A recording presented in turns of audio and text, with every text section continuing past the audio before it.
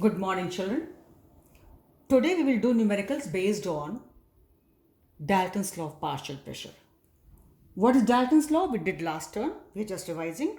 At constant temperature, the total pressure exerted by a mixture of two or more non-reacting gases enclosed in a definite volume is equal to the sum of individual partial pressures of the gases present in the mixture. We all know this, children. Before this class, you should have revised your formulas. It's a must. Formulas should be on the tips and the basic concept should be on your tips once they are taught. Now, children, a numerical. A gaseous mixture in a cylinder comprises of 70% N2, 25% O2 and 5% CO2 by volume. Remember, by volume. Point to be noted. If P, this P is not this given P. P means I have made in short, V will be volume, P will be pressure, T will be temperature. So if P of the gaseous mixture means if the pressure of the gaseous mixture is 760 mmHg, calculate partial pressure of each gas. Now children, partial pressure, we know one formula that partial pressure of any component is equal to total pressure multiplied by the mole fraction. Total pressure by chance is given to us here if the pressure of the gaseous mixture. So this is a total pressure. Gaseous mixture means total pressure, total gases is this. So P is with us. What about the mole fraction? Mole fraction, children, of any component, say it was XA, any component A, is equal to its number of moles upon total number of moles. By chance here, the number of moles are not given to us. So how will we do? Will we say data incomplete? No. Total pressure given to us, only this is a problem. Mole fraction is the problem. Children, we know ideal gas equation. PV is equal to nRT. Right? So P is given to us, T is, there's no mention, it's not changing. So here too we can see V is directly proportional to N. Right? Even Avogadro also said that equal volumes of all gases contain equal number of molecules. Means if I have got 10 liters of gas A and 10 liters of gas B, they will have same number of moles or say same number of molecules. So from there also we know that V is directly proportional to N, right? So our this ideal gas equation as well as Avogadro's law, they both give us the hint that under any conditions V is directly proportional to N. So whatever is the ratio of volume, same will be the ratio of your number of moles. So they are giving us 70% of N2. So if total volume is 100, this is 70. If total volume is 100, this is 25. If total volume is 100, it is 5. So similarly, if total moles were 100, this is 70. If total moles were 100, it is 25. And likewise, if total moles were 5, it is 5. Because whatever will be the ratio for volume, same will be the ratio for nitrogen. Children, in every numerical, you think that things will be given to you directly or you can straight to put the formulas. No, you have to apply the basic concepts, what all you have got so far.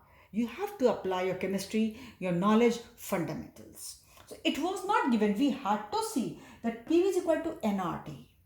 This equation also says V is directly proportional to N. Forget it, even if you did not know. What about Avogadro's law? That you know from class 10. That equal volumes of all gases under same conditions of T and P, temperature and pressure, contain equal number of molecules. Molecules means number of moles. Because if number of moles will be same, then only you can have the same number of molecules. So children, whatever is the ratio of their volumes, same will be the ratio of their number of moles, and in turn same will be the number of ratio of the molecules. So very clearly we know that V, whatever the ratio for volume, same will be the ratio for number of moles. Hence, using this concept, I can get mole fraction of nitrogen. It is 70%, so total is 70, total is 100, sorry, and this is 70, so 0.7. Mole fraction of O2 will be, total is 100, this is 25, so 0.25. Similarly, mole fraction of CO2, total is 100, this is 5, so it is 0.05. So now you got the mole fractions. Now suppose we have to calculate the partial pressure as they are asking. So first we calculate for N2, it will be total pressure multiplied by the mole fraction. Total pressure given to us, as they are saying, if P means pressure of gaseous mixture is 760. So total pressure given to me is 760, given to us is 760, multiplied by the mole fraction, which is 0.7 here, you got this value. Similarly, the partial pressure of this gas O2 will be what? Total pressure multiplied by the mole fraction, you got this value. Similarly, partial pressure for CO2 will be total pressure multiplied by its partial pressure, you got this value. Fine, you have done it. Units will be mmHg, mmHg, mmHg. I did not write Hg here, Hg here. You can write mmHg, mmHg. At the same time, to doubly check yourself you are correct or not, children. So these are partial pressures. Now what? You know, sum of the partial pressures of various components should be equal to total pressure of the system. This is what Dalton has said. So you add up this, this and this and check. Does it come out to be equal to the given pressure, total pressure? You check, it will come out to be 760. It means you have been correct and you have done correctly. So children, today you have learned one thing, that if directly number of moles are not given to us, they have given us volume ratio, volume percentage. It can be taken same as the number of moles, the ratio of the number of moles, or say it can be used to calculate mole fraction, because whatever is the volume ratio for volume, same is the ratio for number of moles. We have learned this thing. What learned? Actually you should be knowing it. But anyways, you have learned this thing today, right now, that you may not be given number of moles all the time. Here it is, the volume percentage given, and with the help of that only we could get the mole fraction. And once you got mole fraction, then question was almost done. You know it very well. So we stop here for this video, children. So you have to, that's why I told you, don't go for 10-20 questions.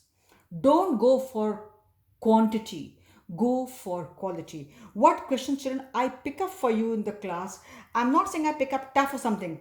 I pick up those which will teach you something, which are essential to be known for you, because then only the concepts will be clear to you. So children, what all has been taught once, please revise. Each and every numerical will teach you something and will make your concepts more clear. So for this video, we stop here.